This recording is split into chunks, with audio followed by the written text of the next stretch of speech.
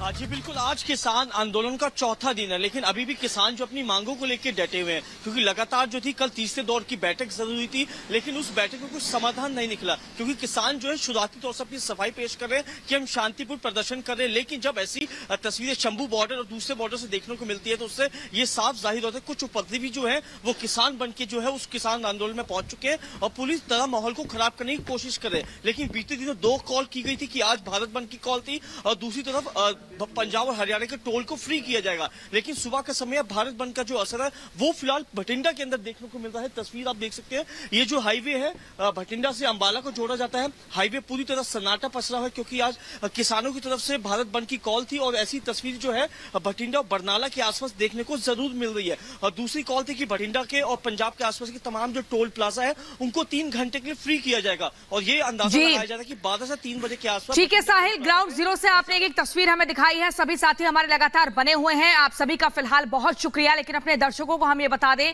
कि इन प्रदर्शनकारियों से जो 5 सवाल हैं उनके जवाब कैसे मिलेंगे। क्या मोदी को हराने के लिए प्रदर्शन किया जा रहा है? क्योंकि आपको बता दें कि डल्लेवाल ने मोदी की लोकप्रियता खत्म करने की बात जो कही है उसके बाद से यही सवाल एक बड़ा खड़ा होता है। दूसरा महत्वपूर्ण सवाल यह है कि बैलेट से मतदान की मांग क्यों की जा रही है? प्रदर्शनकारियों ने बैलेट पेपर से चुनाव की मांग क्यों की है? वो अपनी मांगों को रखने के बजाय इस पूरे आंदोलन को एक सियासी स्वरूप क्यों दे रहे हैं? सिर्फ एक राज्य का आंदोलन ही क्यों है? प्रदर्शन से हरियाणा के लोग शामिल क्यों नहीं हैं? सिर्फ एक राज्य के लोगों को ही आखिर इतनी समस्या क्यों हो रही है? क्या वाकई एमएसपी को लेकर यहां पर मांग रखी जा रही है? मोदी को हटाने का एक प्रयास है, एक मकसद है, सियासी प्रदर्शन है क्या? ये बहुत बड़ा सवाल, क्योंकि पंजाब में भी प्रदर्शन को पूरा समर्थन नहीं मिल रहा है, ये भी एक महत्वपूर्ण सवाल है। और टाइमिंग पर सबसे बड़ा शक व्यक्त किया जा रहा है, प्रदर्शन की फंडिंग आखिर कहां से हो रही है? क्योंकि कई सारे ट्रैक्टर्स ऐसे हैं जिसमें 8 महीने का राशन लेकर ये किसान चल पड़े हैं।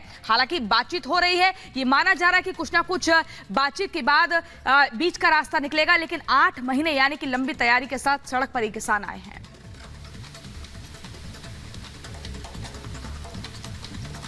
और आइए बढ़ते आगे और दिखाते हैं आपको दिल्ली में आग की विनाशलीला। दिल्ली में आग की विनाशलीला हुई है। नरेला में जबरदस्त भीषण आग की वजह से 11 लोगों की मौत हो रही है। आपको बता दें, नरेला वो इलाका जहां पर यह भीषण आग लगी है, दिल्ली के नरेला में भीषण आग लगी है। बताया जा रहा है कि 11 लोगों की मौत हो गई है इस भीषण हादसे के बीच झुलसकर। तो दिल्ली का नरेला जहां पर यह भीषण हादसा हुआ है, ये देखिए आग की लपटें हम आपको दिखा रहे हैं किस तरीके से जबरदस्त आग ने जमकर तांडव किया, जिसमें 11 लोगों की झुलसने से मौत हो गई है। आसपास का इलाका आप देख सकते हैं पूरी तरीके से चपेट में आते हुए, और आग की लपटों को देखकर आप अंदाजा लगा सकते हैं कि यह भीषण आग किस तरीके से तांडव मचा रही थी। अलग अलग तस्वीरों में हम आपको दिखा रहे हैं, भीषण आग की वजह से सब कुछ जलकर खाक हो गया। आग ने जिस चीज को भी अपनी चपेट में लिया, गाड़ियां वहां मौजूद थी वो भी क्षतिग्रस्त हो गई आग की चपेट में आकर। इसके अलावा रेस्क्यू ऑपरेशन लगातार चलाया गया, लेकिन 11 लोगों की मौत हो गई। दिल्ली के अलीपुर इलाके से दिल दहला देने वाला मामला सामने आया है, जहां एक केमिकल फैक्ट्री में भीषण आग लग गई। देखते ही देखते आग ने ऐसा विकराल रूप ले लिया कि उस केमिकल फैक्ट्री में आग की ऊंची ऊंची लपटों के साथ काले धुएं का गुबार उठता दिखाई दिया। केमिकल फैक्ट्री में लगी आग इतनी भयानक थी कि आसपास की दुकानों और घरों को भी अपने चपेट में ले लिया। यही नहीं, आग ने वहां खड़ी गाड़ियों को भी अपनी जद में ले लिया। इस घटना से जहां हड़कंप मच गया, घटना की जानकारी मिलने के बाद फायर ब्रिगेड की 20 से ज्यादा टीमें मौके पर पहुंच गई, जिसके बाद आग बुझाने का काम शुरू किया गया। कई घंटों की मेहनत के बाद एनडीआरएफ, दमकल विभाग और दिल्ली पुलिस ने आग पर काबू पा लिया, लेकिन लाखों का सामान जलकर राख हो गया। केमिकल फैक्ट्री में आग लगने की वजह से कई लोग आग की चपेट में आ गए, जिन्हें फौरन अस्पताल में भर्ती कराया गया। पुलिस ने इस मामले में केस दर्ज कर जांच शुरू कर दी है। और ये रिपोर्ट आपने देखी, इसी खबर पर हमारे संवाददाता जतिन हमारे साथ जुड़ गए हैं। जतिन, राजधानी दिल्ली का ये अलीपुर इलाका है जहां पर केमिकल फैक्ट्री में एकाएक आग लग जाती है, 11 लोगों की मौत हो जाती है और काफी सामान जलकर राख हो जाता है। आग लगने के पीछे की मुख्य वजह क्या बताई जा रही है और कितनी पुरानी ये फैक्ट्री थी?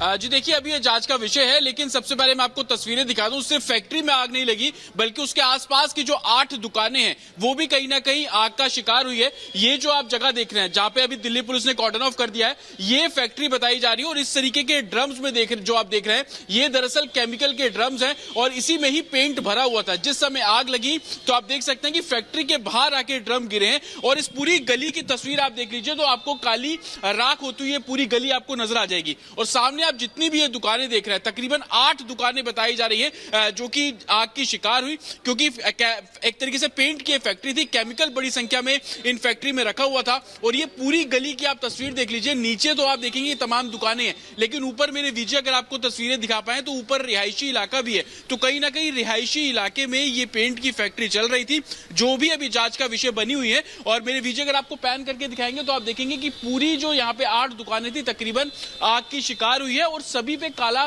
जो धुआं है वो लगा हुआ था। बताया जा रहा है कि तकरीबन कल 5:30 बजे के आसपास दमकल विभाग को इसकी जानकारी दी गई कि यहाँ पर आग लगी है।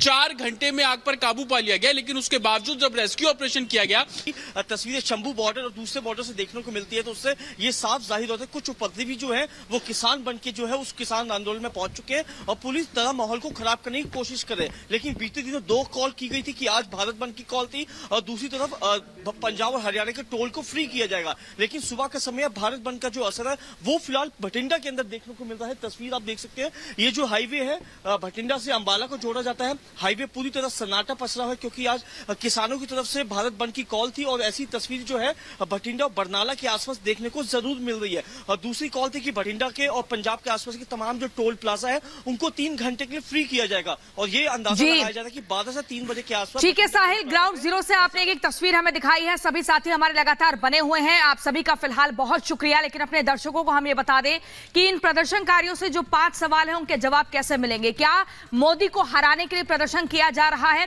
क्योंकि आपको बता दें कि डल्लेवाल ने मोदी की लोकप्रियता खत्म करने की बात जो कही है उसके बाद से यही सवाल एक बड़ा खड़ा होता है। दूसरा महत्वपूर्ण सवाल यह है कि बैलेट से मतदान की मांग क्यों की जा रही है? प्रदर्शनकारियों ने बैलेट पेपर से चुनाव की मांग क्यों की है? वो अपनी मांगों को रखने के बजाय इस पूरे आंदोलन को एक सियासी स्वरूप क्यों दे रहे हैं? सिर्फ एक राज्य का आंदोलन ही क्यों है? प्रदर्शन से हरियाणा के लोग शामिल क्यों नहीं है? सिर्फ एक राज्य के लोगों को ही आखिर इतनी समस्या क्यों हो रही है? क्या वाकई एमएसपी को लेकर यहां पर मांग रखी जा रही है? मोदी को हटाने का एक प्रयास है, एक मकसद है, सियासी प्रदर्शन है क्या? ये बहुत बड़ा सवाल, क्योंकि पंजाब में भी प्रदर्शन को पूरा समर्थन नहीं मिल रहा है। यह भी एक महत्वपूर्ण सवाल है। और टाइमिंग पर सबसे बड़ा शक व्यक्त किया जा रहा है। प्रदर्शन की फंडिंग आखिर कहां से हो रही है? क्योंकि कई सारे ट्रैक्टर्स ऐसे हैं जिसमें 8 महीने का राशन लेकर ये किसान चल पड़े हैं। हालांकि बातचीत हो रही है, ये माना जा रहा है कि कुछ ना कुछ बातचीत के बाद बीच का रास्ता निकलेगा, लेकिन 8 महीने यानी कि लंबी तैयारी के साथ सड़क पर ये किसान आए हैं।